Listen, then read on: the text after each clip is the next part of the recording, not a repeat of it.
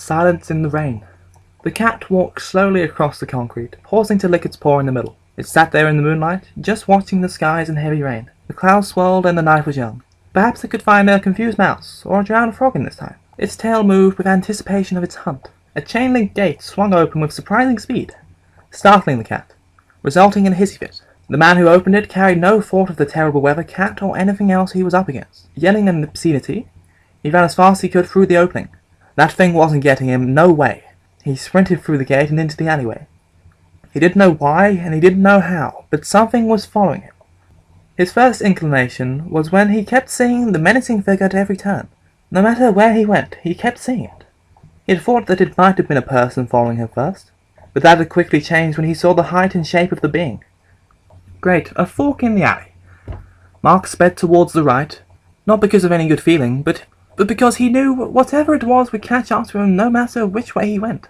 The figure always seemed to be 2 steps ahead of him. Every time he turned around it was there, silent as the night, just watching him.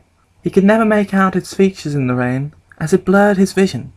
He could tell it was tall, and it seemed to have black and white skin, with the black covering the legs and torso. He had figured since it didn't move when it was being washed, he could look at it and just keep it frozen. It worked. But when he stared at it he felt sick, like something was crawling its way out of him. His worst memories resurfaced in his brain, along them an embarrassing date, a lost pet, his sister's funeral. He had turned away, and crawled for a few seconds until he could stand up again. Then he ran far from the creature, the thing that, like his memories, he could not seem to escape. Suddenly Mark slipped on a giant puddle, interrupting his thoughts. Immediately his jeans and hoodie became soaked on contact. Picking himself up from the water, the feeling to look back was too great. He turned around, there it stood, as real and as frightening as ever. What really startled him was that it was closer because of his tumble, only a mere 20 feet away. Trying not to scream, in case it triggered a reaction from the creature, he spun around and ran.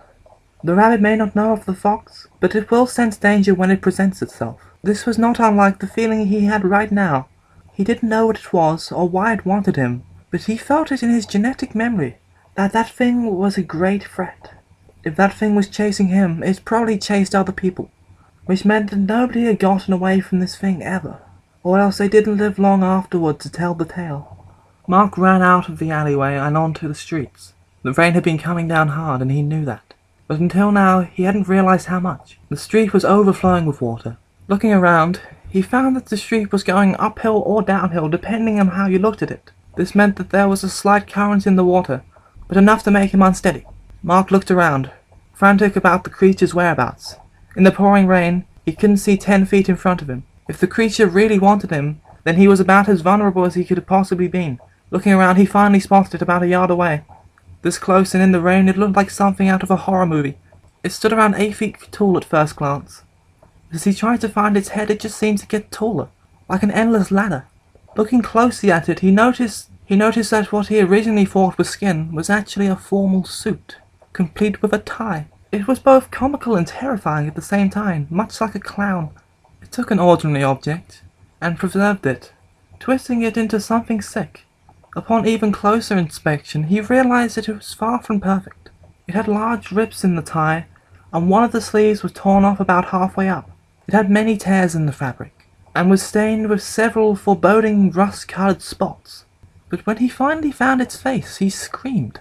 It wasn't that there was no face, but it was just so horrible that his mind immediately erased the image from his head every second he spent staring at it. He literally could not remember what it was, but it terrified him beyond belief. Snapping himself out of the trance, he moved to the right, narrowly avoiding a tentacle. How had he missed that? Ducking, he closely evaded decapitation from another. Remembering the current, he threw himself down the street, being swept away from the current and down the hill. The entity did not follow. Floating down, unable to get a grip, Mark just tried to stay up on his butt while sliding. Looking ahead, he found to his horror that the creature was already at the bottom of the large hill.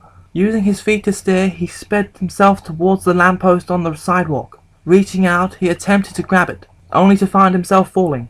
Grabbing the edge of the sidewalk, as not to be swept in, he realized there must have been an open sewer gate below him, unseen in the water. Cursing, he tried to pull himself up.